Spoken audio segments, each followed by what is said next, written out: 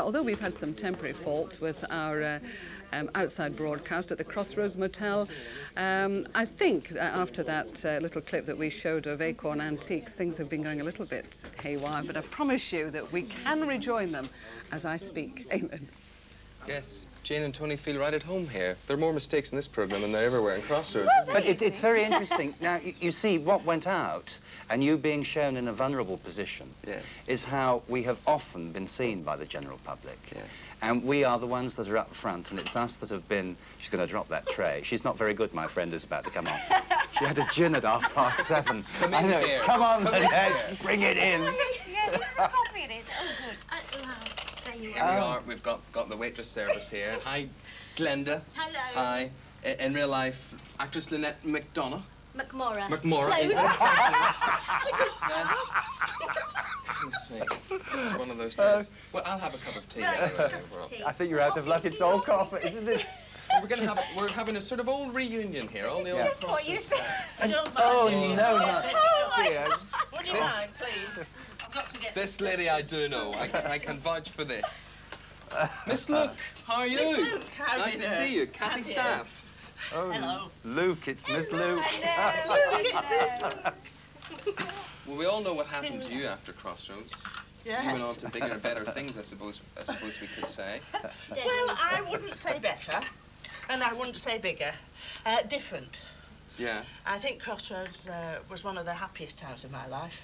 We had such a wonderful time. It was such a lovely company. Yes. Right from Jack Yes. Barton, the Yes. producer, straight down.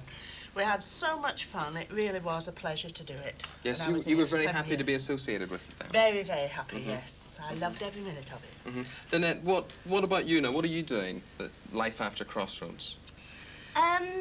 There wasn't a lot of life after Crossroads, for a bit, but no, it went a bit quiet. I think I expected that a bit, you know. But The last we heard of you, of course, you emigrated to Canada, didn't you? yes, we did. We came back for Mum's wedding, though, didn't we? We Yes. popped back for that. Yes. But you went to the loo for a year. I did. Yes. Had a terrible affliction. Yes, I went to the loo. I didn't come out for a year. That was one of my major storylines. Disappearance of the loo. Yes.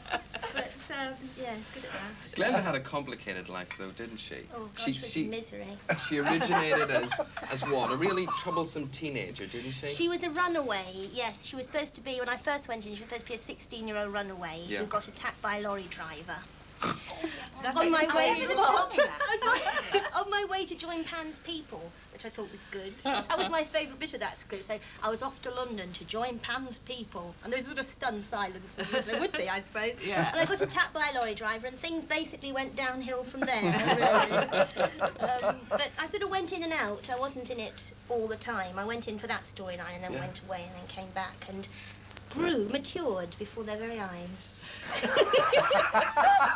Talk about this all night. Let's not talk to Mark Allen. Hi, Mark. Hello, Mark Allen. Hello. Hello, Mark. Question. Come on, go. What's your question? I had to speak to Kathy Staff. Yes. Does Kathy rather like playing Miss Luke, or would she rather play Nora Batson? Well, I like playing them both, really. Is there any difference? That's what I want to know. Oh, yes. Doris is hard, but she's got a heart of gold. But Nora, I mean, she's just a dragon, isn't she, really? But I enjoyed playing them both. They were completely different characters, really. The only thing they had in common was that they were northern. But I love playing them both. But, of course, Nora is continuing now, and, of course, Doris has gone with the motel, I suppose. But we are starting another series of Summer Wine in August, so I suppose it will be shown later on in the year. Good, good. Have we got Sandra Baker on the line? Have we got Sandra? Yes. Hello, Sandra. How are you? You're another big Crossroads fan? Yes. Right. Have you worked out what you think's going to happen here when the series comes to an end? No, not really. What's your question? I want to speak to Jill and Adam. Yeah. I want to know whether they're going to get back together again. Doesn't everyone? Before it's finished. The answer to that is that we're not sure, because we keep reading in the paper, and this is the way that we survive in Crossroads. You get up and you read one of the local tabloids, and it says whether you go into work or not. They actually say that there is a scene that we have not seen yet. I haven't done it, have you? No, I haven't. But I thought you'd gone off and done it quietly on your own. Well, I thought you had. Oh, well. So, the answer is we don't know. I think I disappear down the pluggo. So you have shot a couple of alternative endings. Is that what's This is what we've read. Mind you, it's amazing what they can do in editing these days. Right. I mean, you do a scene and it doesn't look anything like that. But basically, just to remind people what's happening, you fancy at the moment this guy who runs the pub in the village. What's his name? John. John. John Maddingham. Right. But also, Adam He's is still quite interested lurking in- there. Adam doesn't Yes. fancy John. No. Well, who am I to say? But basically, I mean, you two have not been divorced really in the No. series. You are No. separated, but We not keep divorced. talking about It depends, actually. Because sometimes you get the conflict that we have been divorced, and then it sort of disappears again. We're not Yeah. quite sure. But I think we're still together. I think... Didn't we get to the stage where... Sorry, I'm not going to stand in the What? cold anymore. Oh, my God. Move up. Benny. Well, I've never waited so long for an entrance. You've used me as much on this show as I did in Crossroads in the last year. Shall I do the weather now, or shall we leave it? Oh, hello, everybody. Have I got some good angles here? So what happened to you, Paul Henry, as Benny then? Did you go out to the loo and didn't come back? Well, I don't know what it was. I was standing on top of a chair, Yeah. putting a star on top of the tree. And that's where they left me. He went with the fairies. Yes. It was never actually explained what happened to Benny. No. I think it was one of the old stories, went into the fridge for half a pound of cheese and come out 5 years later, you know. Yes, it's So gross. what happened in real life? What happened in real life? Did your contract come to an end? Were you told you just weren't required? Well, I fell off the chair and took me out with me. No, they finished me a bit earlier than I thought they'd finish me. Right. Yeah. Was I this... suppose that's a sack, isn't it? Are you a twisted and bitter man after all? Oh, no.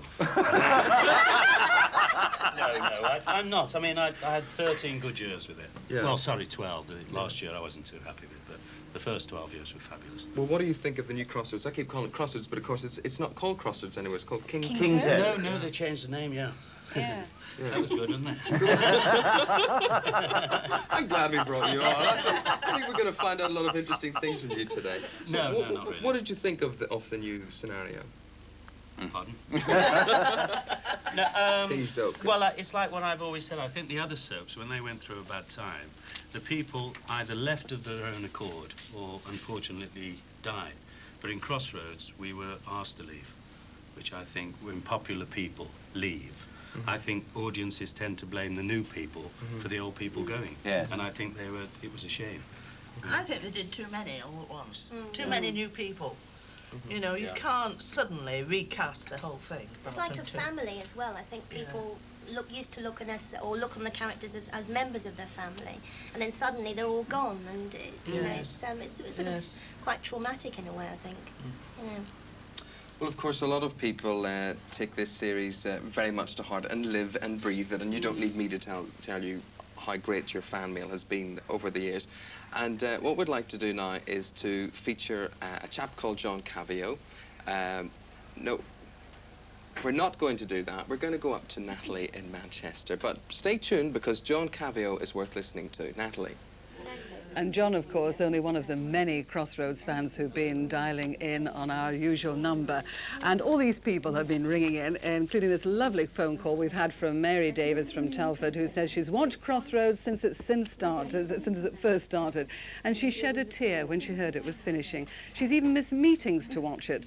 On the odd occasion she couldn't watch it, her daughters had to video it for her. She's written to the producers of the programme. She's had replies from them, but she said, please, please, please, will someone be able to save it?